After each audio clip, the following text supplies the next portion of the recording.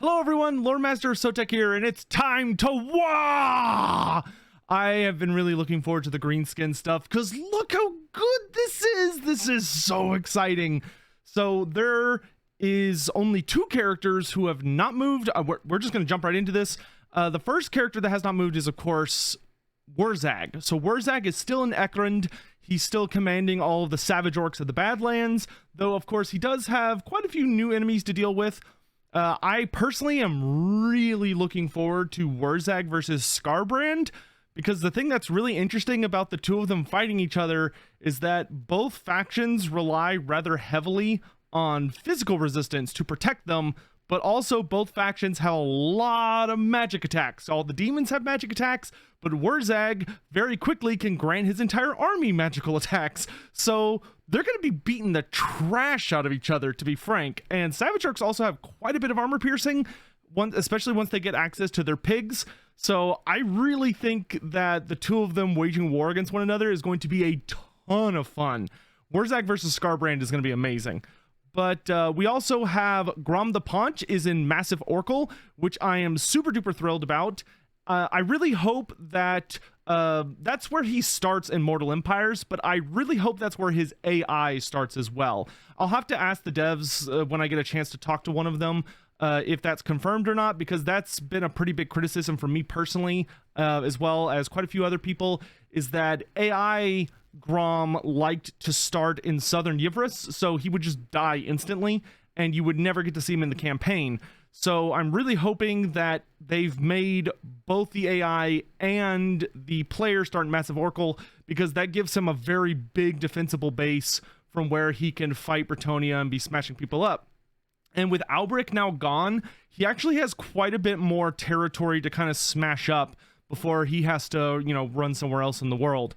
But that's still like a really nice staging ground to invade across the sea and start attacking Ulthuan. I don't know if the AI will ever be able to pull that off, but if you're playing as Grom, I think it'll be really nice to just be able to take over Aquitaine, which is what Albrecht's territory used to be, Bordelot, and then you can use Bordelot as a staging ground to invade Eastern Ulthuan, which I think is very, very cool. And now you don't have to fight on the Eastern Shore by yourself. You've actually got Nakari, the Arch Tempter, there to help out smash those pointy ears.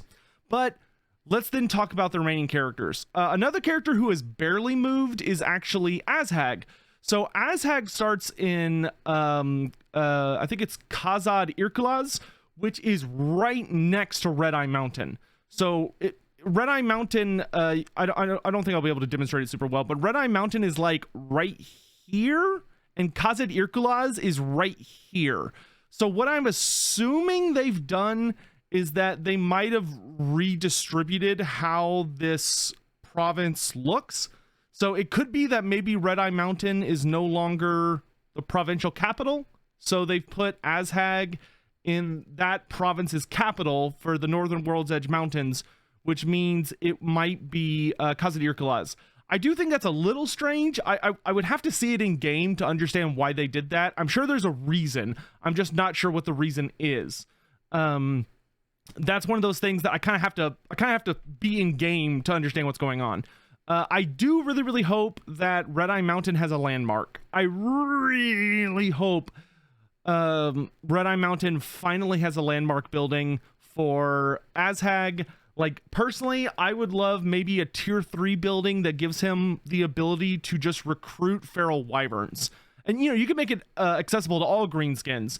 But, like, feral wyverns are a really cool unit that you can get access to through your WAAAGH mechanic. But we can get WAAAGH units from other special buildings. For instance, if you are down in the Southern World's Edge Mountains and you take Mount Arachnos, with the Greenskins, you can build a unique building that gives you access to spiderlings and stuff like that, if memory serves. So I would love to see like a tier 3 building in Red Eye Mountain that gives Greenskins access to feral wyverns and also gives them some buffs, because it would just be really cool. I don't think that would be super overpowered, especially since it would be in just one location, but it would just add a lot, some cool theming to that, especially because if you're wondering why am I saying wyverns, Red Eye Mountain is where Azhag got Skullmuncha. Skullmuncha was a gift from the Red Eye Night Goblins the Red Eye Night Goblin tribe to Azhag because they basically wanted to join up with him and convince him not to smash them. So they gave Skull Muncher to him, and the Red Eye Night Goblins are a notorious little batch of bastards. They are very, very nasty and have been a thorn in the side of many different races for a really long time. So I just think that would be a really cool thematic building, just because Red Eye Mountain is so important to Greenskin history. It's where Azhag built up a lot of his power base, and he got Skull Muncher. It's where Grimgor Ironhide used to take up residence during winter, and he would follow the underway tunnels beneath it and the Skaven tunnels. He'd fight his way all the way to Hell Pit most years, and that's also how he met his second in command, Borgret Face Smasher, or Head Basher, Face Smasher. I forget what his last name is, but Borgret was also fighting his way to Hell Pit, and that's how he got Grimgor's attention, as Grimgor saw him literally headbutting, I think, like a rat ogre to death, which was hilarious. But let's get on to the two really, really exciting ones. And can you tell I feel better today because I actually am able to have energy? But I'm so excited about these. So Skarsnik, oh baby Skarsnik, he is in Mount Gunbad. I'm so excited about this. No more stupid ass Karak Asgaraz weak ass start in the Southern Great Mountains. I hated that start. I never understood it. It never made sense. There was never a good explanation for it. Karak Asgaraz was usually considered to be a functioning dwarf hold until very, very late in the life cycle of Warhammer Fantasy, and then it fell to the Skaven. So Skarsnik being there was always super weird.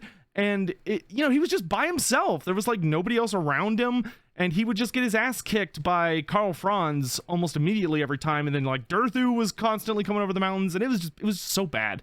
So I'm really, really, really pleased that Skarsnik has moved to a proper Greenskin fortress, and not just any Greenskin fortress, but Mount Gunbad. I love Mount Gunbad. If you can't tell, it's one of the locations that is heavily inspired from, or practically directly stolen from Tolkien's universe being based on Mount Gunbad. But Mount Gunbad is such an important location in the history of Warhammer Fantasy. And if you were somebody that played Warhammer Online Age of Reckoning, which was the Warhammer MMO, which you can still play to this day, by the way, you can look up Return of Reckoning on Google. Highly recommend it. Great community. But the first big dungeon that you would do, there were a couple like little dungeons, but the first big one you would do, and the first big one you do now, is Mount Gunbad.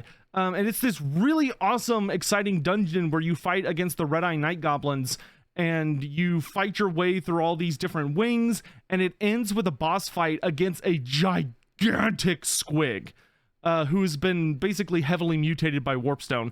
But it's a marvelous dungeon. It's a ton of fun. It has a really cool history to it.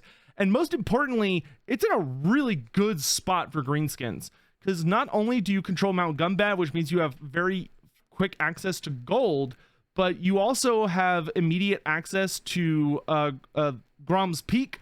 So you can get the unique building that's there, which is a really nice buff for goblin units. Fantastic for Skarsnik. On top of that, this is another place I really, really, really want a landmark building for Greenskins.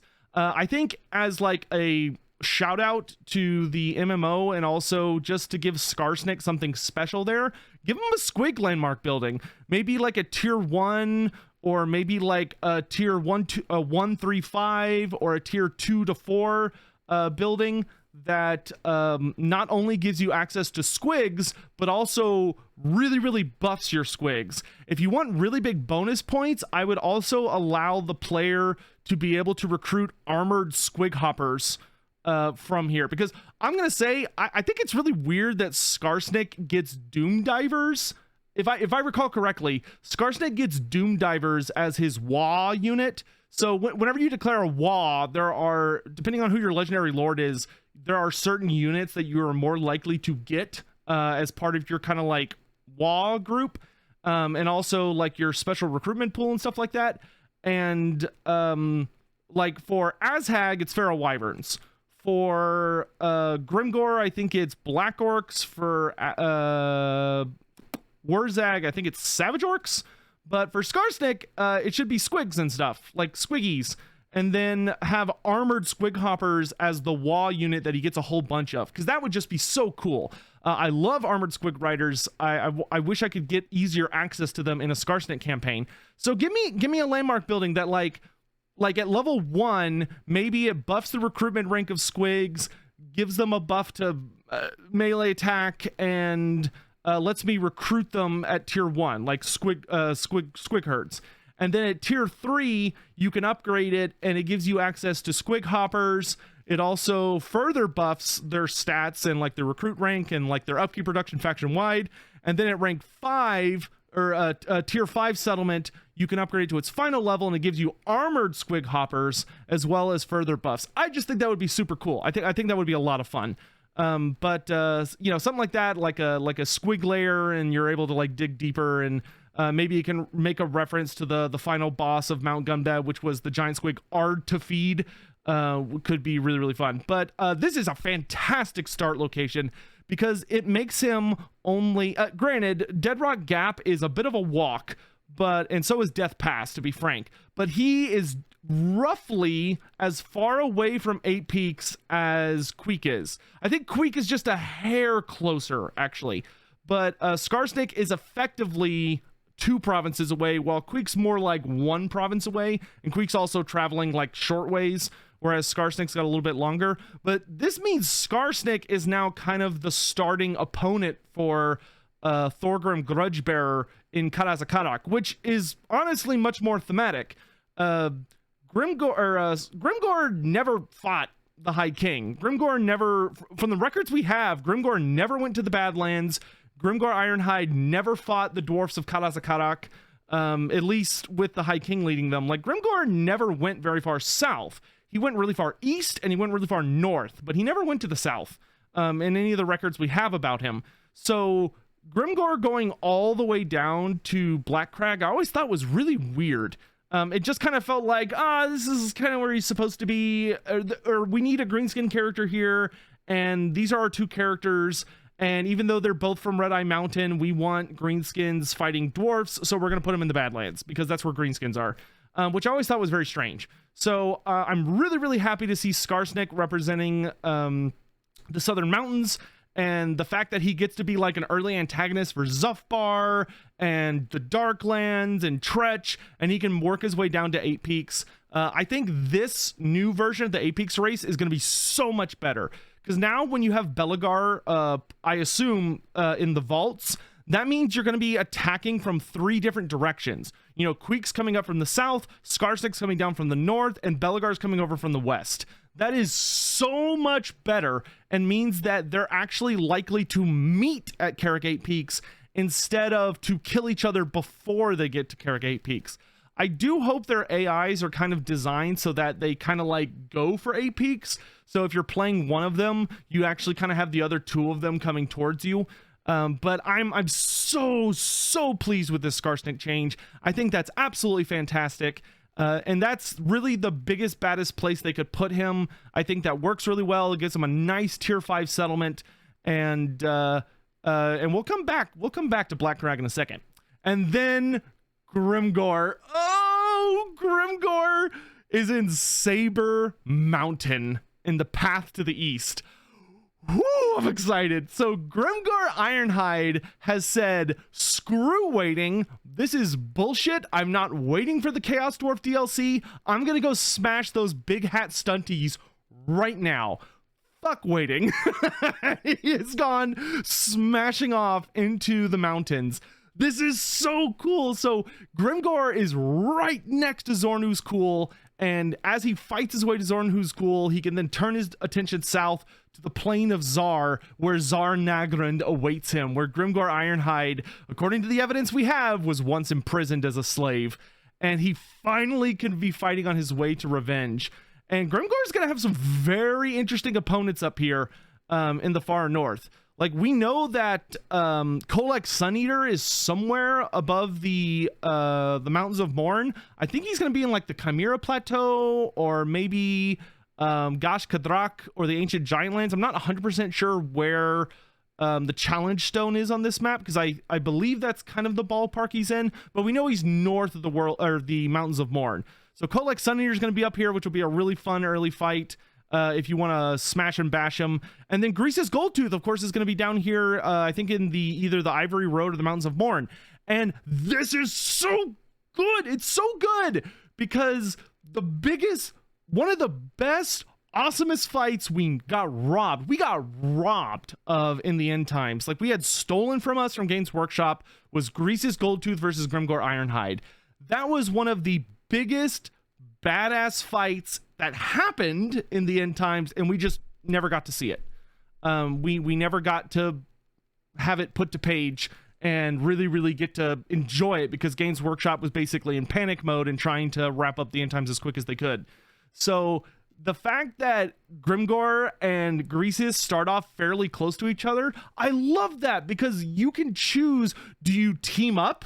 Like, do you team up with Greases Goldtooth? Like, the both of you could work very well together. You know, you're both hardcore raiders, you're both essentially destruction factions.